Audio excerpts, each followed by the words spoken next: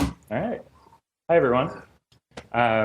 So I wanted to start off by just thanking Brendan and Rune for putting this together. It's a total privilege as a student to be able to have the opportunity to speak in front of all of you guys and speak alongside such a distinguished panel of designers who have some really exciting work. Like Brendan mentioned, I am part of the first graduating cohort for the MPS Communication Design major. And the work that I'm going to be showing you today is things that I've been doing since I've been in school here. So digital materiality. When Brendan first approached me about this, I was a little stumped. I wasn't quite sure what kind of work I should present. What digital materiality meant. My first thought was that I thought of digital materiality as an active engagement with code as a medium, sort of a self-referencing pose as a designer. And then I was looking at some of the work that I had been doing over the course of the semester, or past couple of semesters, identity and branding systems and digital solutions for a conference, again, branding and digital solutions for a nonprofit based out of the Bronx, designs for a drawing app. And I was like, none of this seems to quite fit in with the theme of the day. So instead, I wanted to show you guys some experiments that I've done in code. Over the course of the past couple of semesters, we've had a number of required classes that make up the MPS Communication Design program. And those have all really been focused on creating digital products and doing it from sort of the standpoint of designing for user experience, kind of creating a sort of professionalized and polished look to a lot of what we do. But I was also engaged in a number of classes that pushed me to design and develop in code natively. And I would say that this year is the first time that I felt kind of a confidence calling myself a programmer. And the work that I was making through that turned out really differently from the other stuff. And basically, what happens, what solutions come forth when you're using code as a medium, maybe without a concrete end goal, using it as sort of an artistic platform. And for me, it became a chance to push code forward and start to see what it could do when you started to bend the limits of what it was actually built for. So the slide that I was just showing you before incorporated some elements of processing, P5.js, which was a library that we were working with and that I learned this past semester. And then this is just pure CSS. Thinking about what these tools could do that you wouldn't necessarily think of, how some of the file formats like SVGs, which normally I think of as being developed for the type of, fine line button style iconography that I was designing in a lot of the apps I was using. What happens if you take type and you throw it into an SVG? What kinds of strangeness can happen when you start applying CSS transitions to it?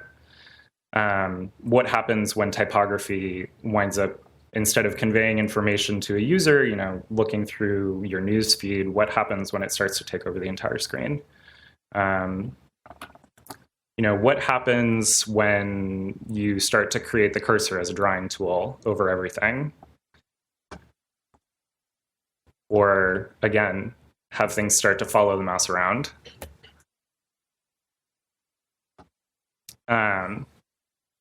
So the other thing I wanted to talk about really in the short time that I have was the work that I did helping Brendan putting together this symposium, which hopefully a number of you guys have seen the invite that we made.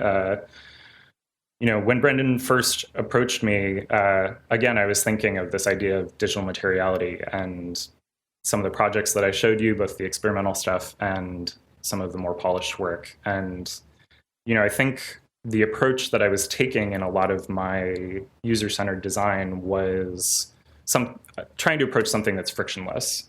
And to me, it felt like designing something for this symposium was a good opportunity to introduce friction, and friction in kind of the most literal sense of the metaphor.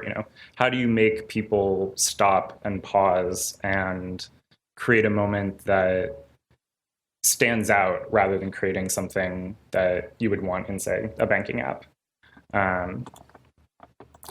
So, when I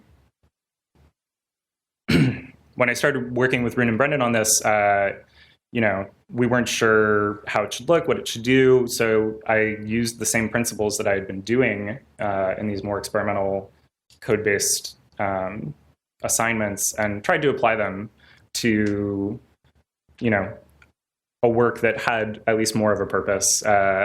So thinking about the way that, again, processing could wind up incorporating itself into a moment where you're encouraged to stop and pause and perhaps take extra time to suss out actually what you're seeing.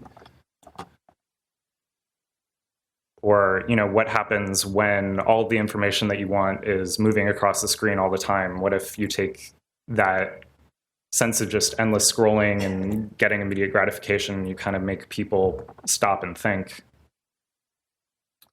And all of that comes back to the question of agency, which Brendan was just talking about.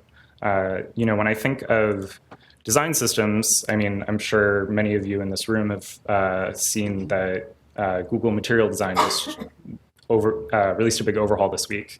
Their new approach is material theming, which is a way of addressing the sort of sameness that I think Brendan was addressing in his prompt for this symposium. But, not to knock material design at all. I think, it's really interesting and it's really useful in a lot of contexts. But the basic model of it, as I saw it, was that you have one small design group pushing out a product to the design community at large, which then pushes out a product to users, which is a different model even than the way that I've been working certainly in school and the way that I hope to work after school, of working directly from designer, having full agency, pushing something out to a user.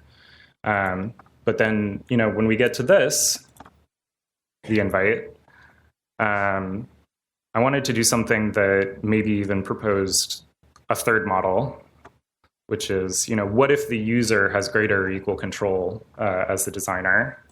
And how can this be accomplished through kind of an economy of means, trying to work natively in the language of CSS, trying to take things back to kind of the simplest building blocks. What can you create out of those things that might be more inherently delightful than a lot of these sort of more polished experiences? Maybe the ugliness, the potential for ugliness, is more exciting than creating a limited set of options for users. And that brings me to sort of my final points, which is, talking about user-centered design, which I've done a lot over the past couple of semesters. Does the user that we're designing for ultimately equal a consumer? What if instead we could propose another type of relationship between designer and audience? To me, looking towards the fine arts, which is my background in undergrad, there's a relationship between visual artist and audience, or performer and audience, where the audience is expected to assume a pose of criticality and engagement in the work, and also, in many contexts, become an active part of authorship of the work itself. That's my question. I hope somebody answers it. Thank you.